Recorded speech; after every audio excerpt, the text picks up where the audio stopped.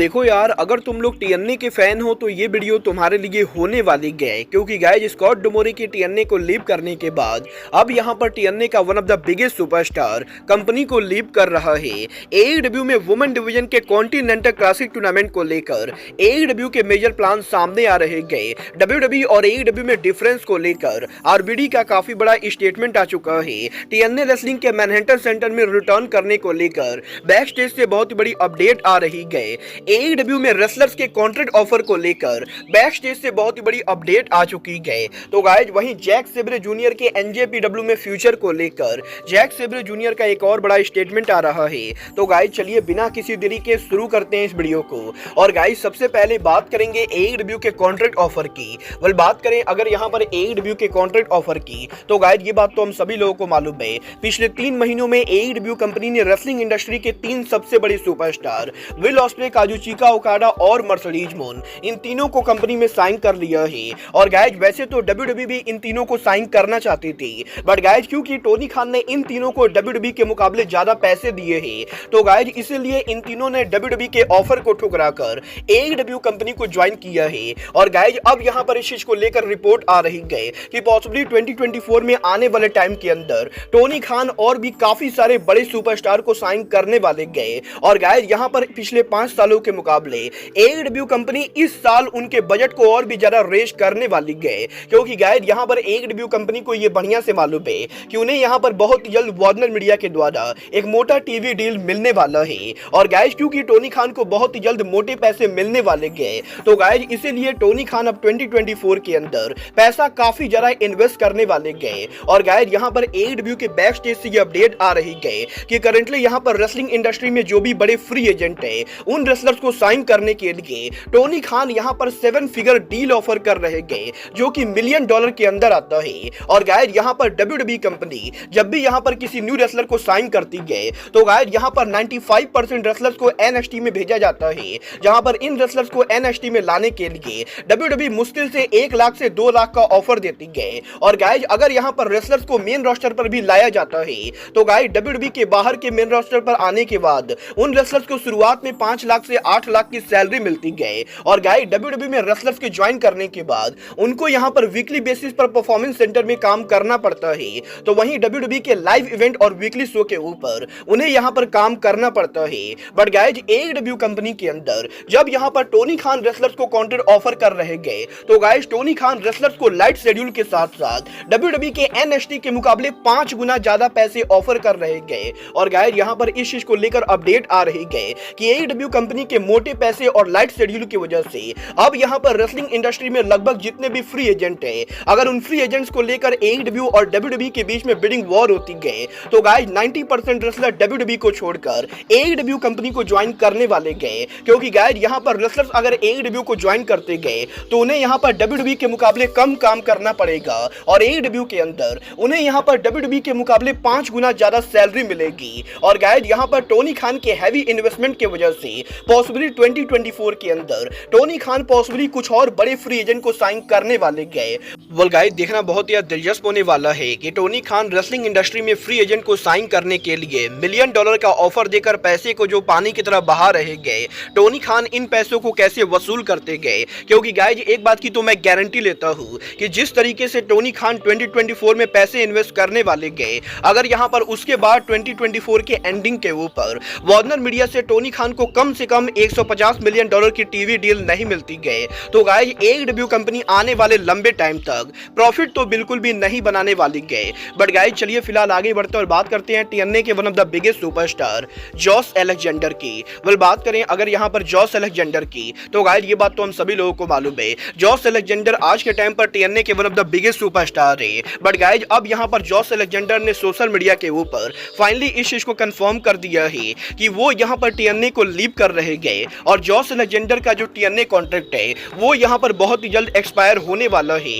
और गाइस यही Josh Alexander के इस ट्वीट के बाद अब यहां पर फाइटफुल ने भी ये कंफर्म कर दिया है कि जॉश अलेक्जेंडर ने 2 साल पहले टीएनए के अंदर 2 साल का कॉन्ट्रैक्ट साइन किया था।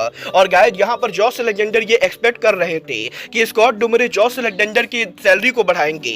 बट गाइस अब जबकि स्कॉट डुमरे कंपनी से फायर्ड हो चुके गए, तो गाइस जॉश अलेक्जेंडर भी टीएनए के अंदर न्यू कॉन्ट्रैक्ट साइन नहीं करेंगे। और बहुत ही जल्द जॉश अलेक्जेंडर टीएनए को लीव करके पॉसिबली रेसलिंग बिजनेस के अंदर फ्री एजेंट बनने वाले गए।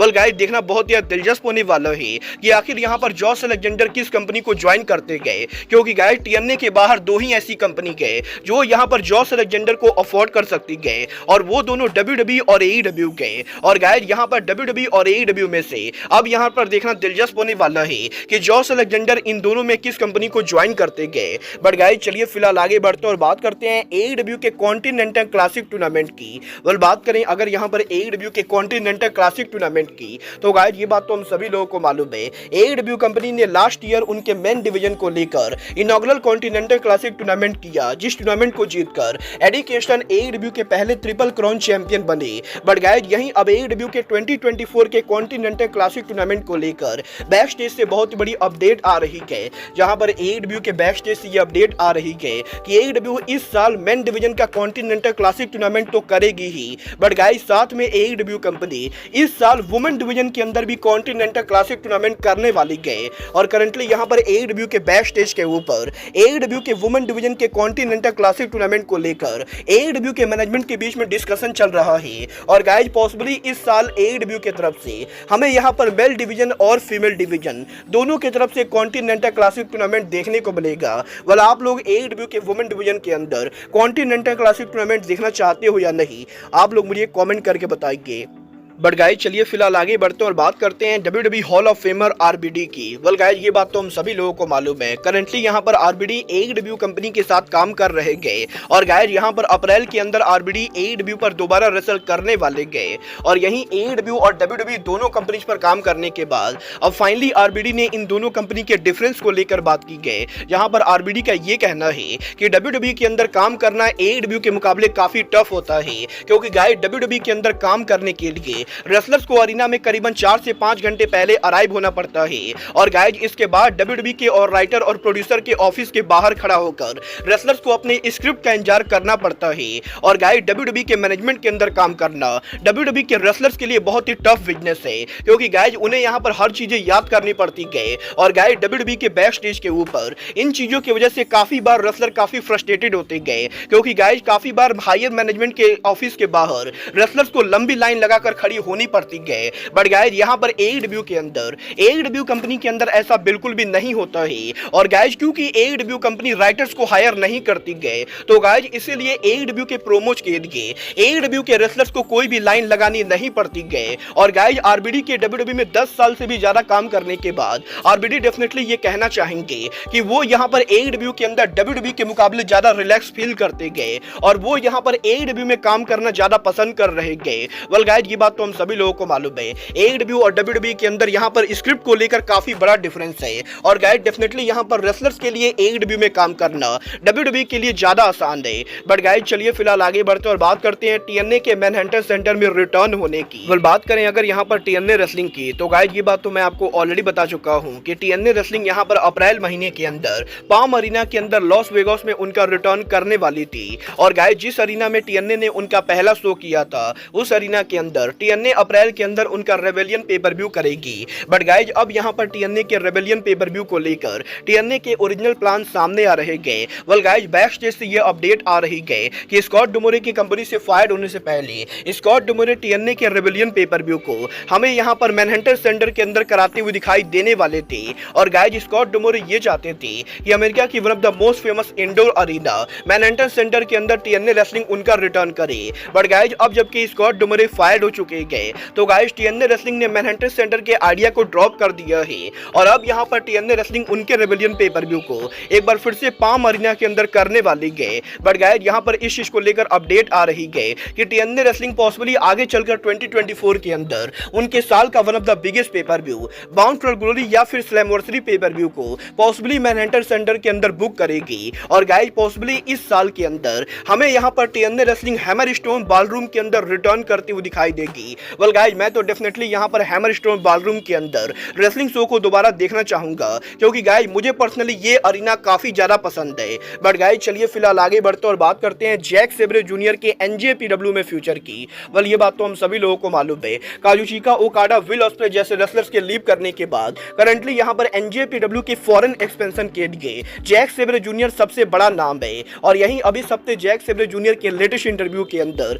जैक सेब्रे जूनियर ने ओकाडा और ऑस्प्रे की डिपार्चर को लेकर बात की, जहां पर जैक सेब्रे जूनियर का यह कहना है कि वो यहां पर ओकाडा और ऑस्प्रे के लीव करने के डिसीजन की रिस्पेक्ट करते गए, क्योंकि गाइज हर किसी को पैसे की जरूरत होती है और गाइज रेसलिंग बिजनेस के अंदर पैसा यहां पर काफी ज्यादा मैटर करता है। बट गाइज जब यहां पर बात जैक सेब्रे जूनियर की आती है तो गाइज उनके लिए आज के टाइम के ऊपर पैसा बिल्कुल भी मैटर नहीं करता है, क्योंकि गाइज वो यहां पर जापान को काफी ज्यादा पसंद करते गए और guys Jack Sabre junior Japan को छोड़ने के लिए बिल्कुल भी तैयार नहीं गए। और गाइज इसीलिए अगर यहां पर एनजेपीडब्ल्यू के बाहर कोई दूसरी कंपनी जैक सेब्रे जूनियर को बड़ा ऑफर भी देती गए तो guys possibly Jack Sabre junior उस ऑफर को नहीं लेंगे।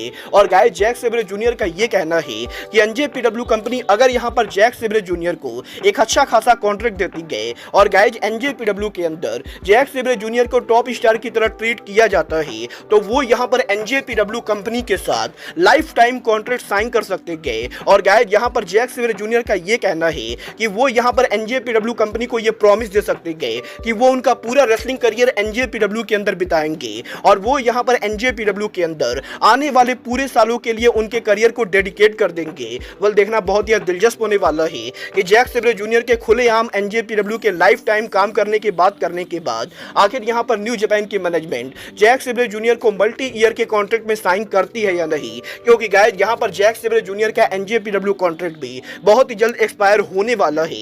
और अगर इस टाइम पर जैक सेब्रे जूनियर लीव करते गए तो ये यहां पर न्यू जापान पर काफी भारी पड़ेगा। वेल मैं तो बिल्कुल भी नहीं चाहता हूं कि जैक सेब्रे जूनियर AEW या WWE जैसी कंपनी को ज्वाइन करे। बट गाइस फिलहाल के लिए अब आज के इस वीडियो में बस इतना ही। मैं मिलता हूं आपसे अपने अगले वीडियो में। बट गाइस तब तक के लिए goodbye, good night and bang.